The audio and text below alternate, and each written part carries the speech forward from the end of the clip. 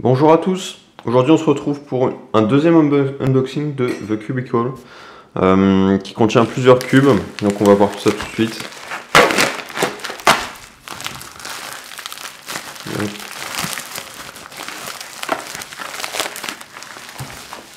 Alors, donc ici on a d'abord la mise au point.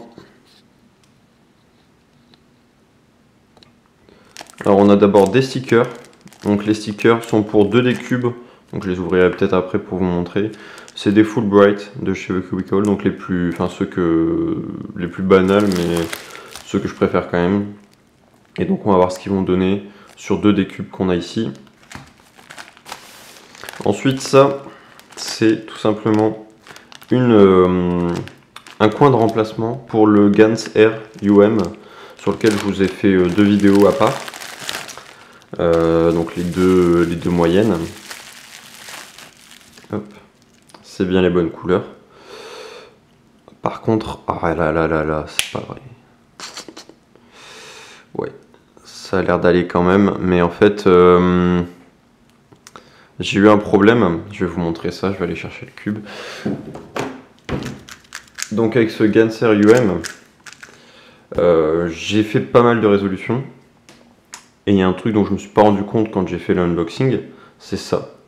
Regardez, juste ici, vous pouvez clairement voir qu'en fait, il y a un coin qui devrait être attaché au reste du cube et qui ne l'est pas. Et en fait, c'est parce que sur les 48 aimants dont on a besoin pour faire un cube magnétique, il y en a un qui était mis dans le mauvais sens en fait. Et donc, ça a eu pour effet de rendre un coin au lieu de s'attirer avec son arête ici, et donc c'était pareil sur toutes les faces, ce coin là il repoussait en fait, et donc on n'avait pas le même sentiment. Je sais pas si vous pouvez entendre.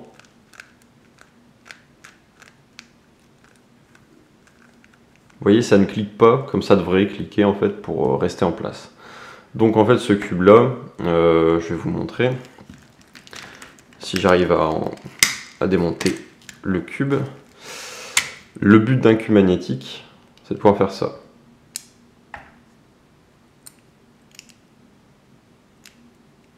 Voilà, là c'est bien magnétique, ça tient en place à chaque fois.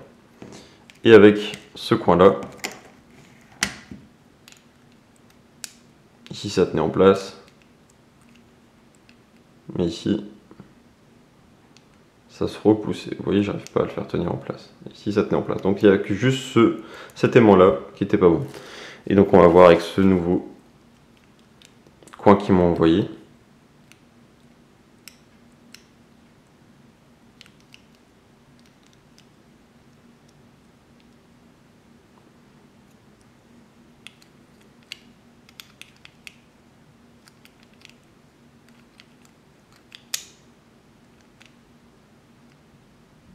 Oula, j'ai peur que ça fasse... Non, ça a l'air d'aller.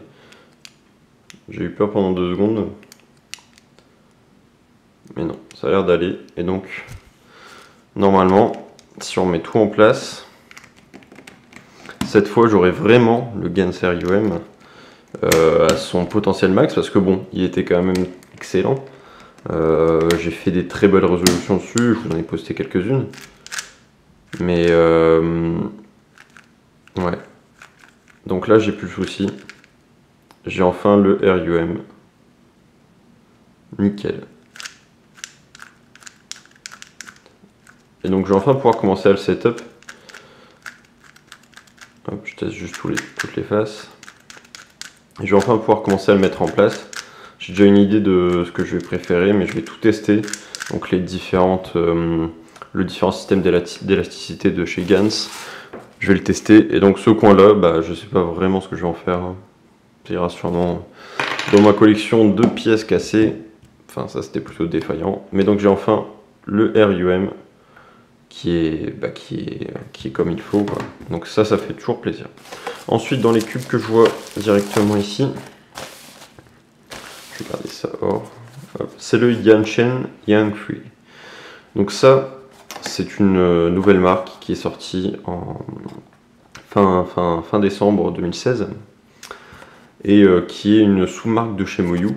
donc, qui a révolutionné pas mal de cubes ces dernières années.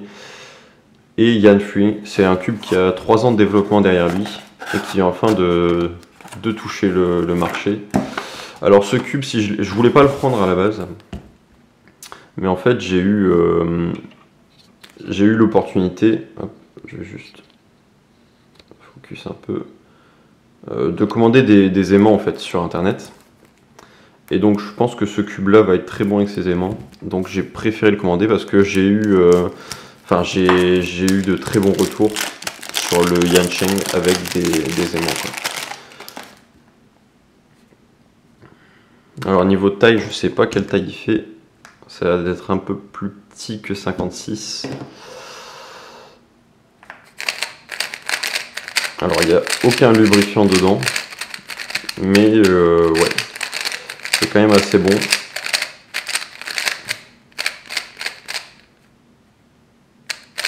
J'aime bien les tensions, c'est vraiment les tensions que je mettrais moi.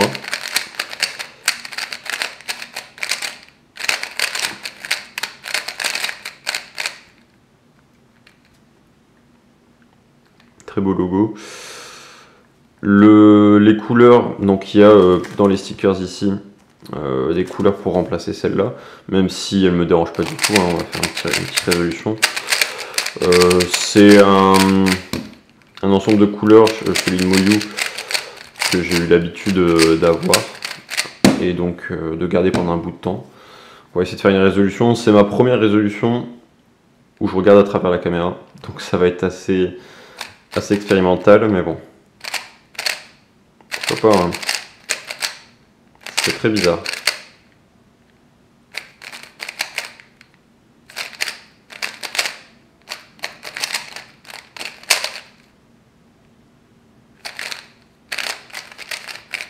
Ok. Bah il est pas mal, le corner cutting est pas mauvais. Même s'il demande pas mal de force. Mais de toute façon, un corner cutting, une fois que vous arrivez à faire ça et ça, c'est suffisant, hein, pour tous les cubes, à part si vous êtes vraiment très bourrin ou ou que vous tournez pas de manière accurate, je sais pas le terme en français. Vous aurez pas besoin, donc de manière précise, oui. Vous auriez pas besoin d'avoir un corner cutting parfait, quoi. C'est pas forcément nécessaire.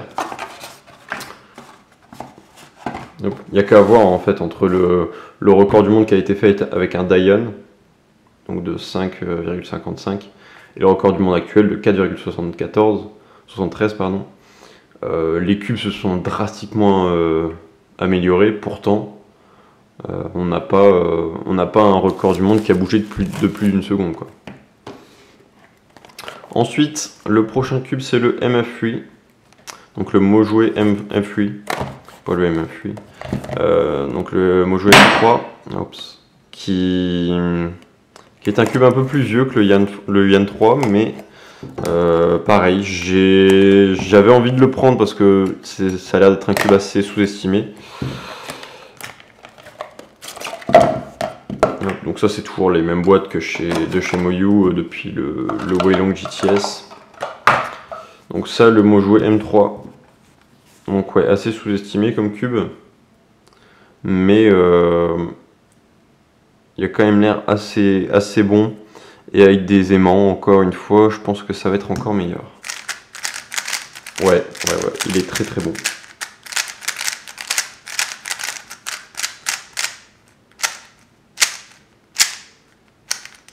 Corner cutting qui est un peu meilleur que sur le Yan 3, du moment où... pas en reverse, mais du moment où il demande aucune force en fait.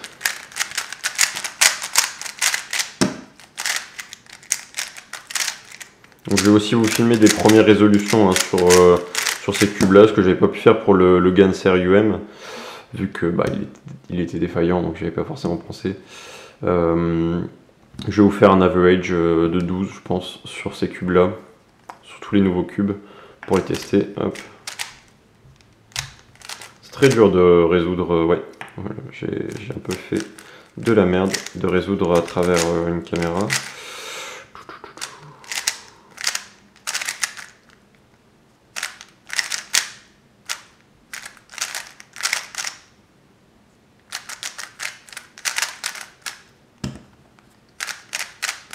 Bon cube, il a du potentiel ce cube.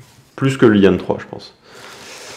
Ensuite, un cube que j'ai adoré pendant une bonne partie de ma vie, c'était le Chi Sail. Je crois que ça a même été mon main pendant un petit moment. En fait, pour l'anecdote, j'avais commandé le Thunderclap qui était le cube de l'époque et le Chi Sail qui était juste parce que j'aimais bien le Guanlong, j'avais bien aimé m'amuser avec le Guanlong qui était pas cher et donc le Sail c'était pareil. Et en fait, j'ai confondu les deux. Parce que c'était pas marqué Sail comme ici sur la boîte. J'ai confondu les deux parce que le Thunderclap, quand on le sortait de la boîte, il était horrible. Et donc je me suis dit, c'est celui-là qui coûte pas cher.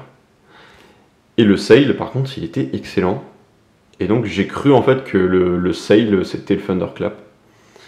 Et c'est juste en regardant le mécanisme plus tard que je me suis rendu compte, et au niveau des unboxings d'autres youtubeurs, qu'il y avait des boîtes du coup qui correspondaient pas, hein. J'avais interchangé les deux, donc je me suis rendu compte. Et donc j'ai eu le Thunderclap comme main bien plus tard. Après l'avoir setup, c'est devenu un cube excellent. N'empêche que le Chi Sail m'a donné des super bons résultats au moment où je l'ai eu en fait. Et donc ça c'est la version du Chi Sail qui fait 68 mm, donc 6,8 cm. Qui a l'air d'être un cube assez marrant. Si j'ai envie de commencer la résolution avec les pieds, apparemment c'est un très bon cube, même si je sais pas si ça va arriver. C'est vachement gros. Alors on compare par exemple au Mojoué que je viens de présenter. Ah, il y a une grosse différence quand même. Hein. Mais ça se sent pas énormément dans les mains.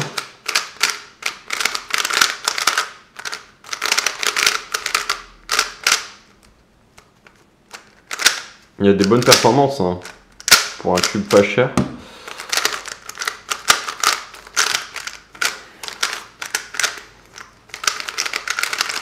Et donc c'est vraiment plus un cube pour le fun. Hein. C'est pas contrairement aux autres où ils peuvent toujours être des mains ou des backups. Ce cube là, c'est vraiment pour le fun. Hein. Je pareil, il faut faire une résolution quand même, mais.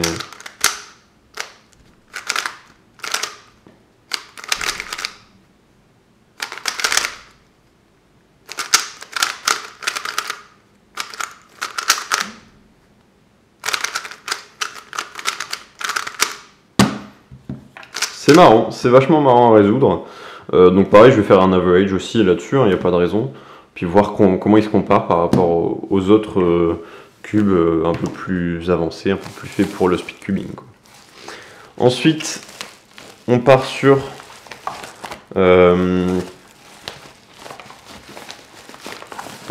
sur une marque que j'aime beaucoup grâce à un seul cube en fait. C'est assez étrange.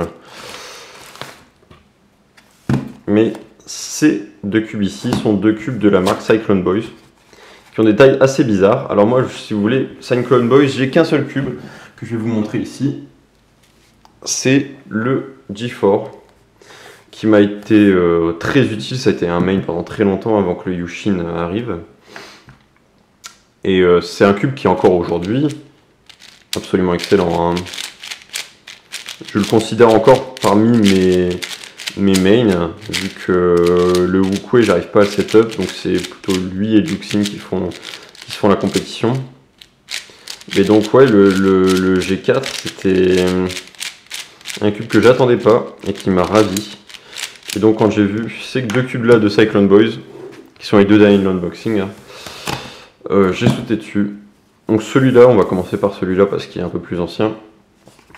C'est un 4x4 qui fait la taille d'un 3x3. Donc il sera un peu plus grand que ceux que je vous ai ouverts aujourd'hui parce qu'ils font 56 mm, mais la taille de base d'un 3x3 c'est quand même 57 mm. Et donc avoir un 4x4 aussi petit et un stickerless, j'ai jamais eu de 4x4 stickerless. D'ailleurs des très belles couleurs. Ça fait bizarre et il tourne extrêmement bien.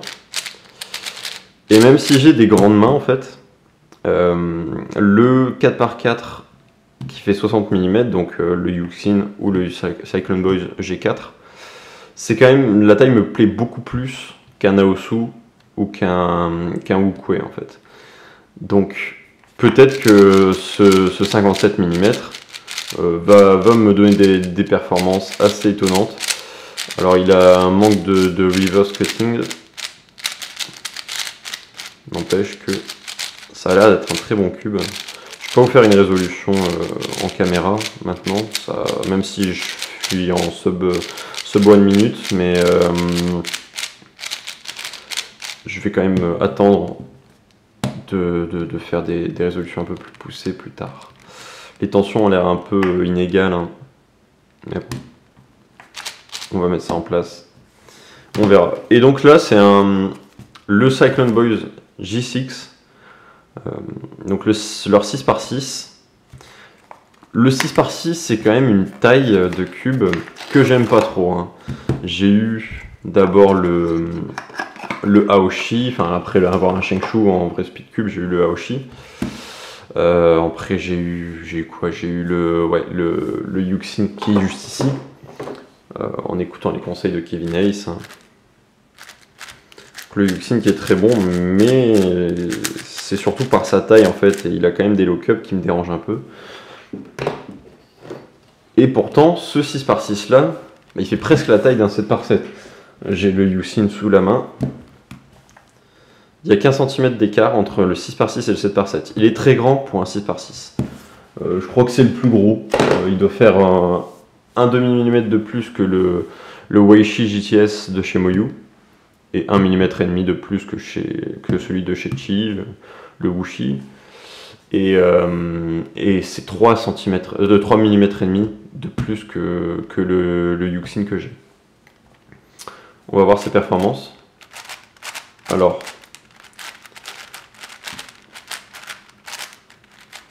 il a vraiment besoin de lubrifiant, hein. Waouh. Je m'attendais à ce qu'il soit plus rapide que ça, plus aéré, mais il a l'air assez compact, assez lourd. Et il a l'air de bloquer un peu quand même. Mais on ne sait pas, hein, après l'avoir mis en place, ça peut devenir un très bon cube. Il faut juste s'habituer à la résolution, quoi. La taille me dérange moins que ce que je pensais en fait. Je pensais vraiment que la taille allait me perturber. Je vous fais un checkboard pour les couleurs. Donc les couleurs sont vraiment très très belles. C'est des couleurs un peu classiques, mais des fois le classique c'est le mieux.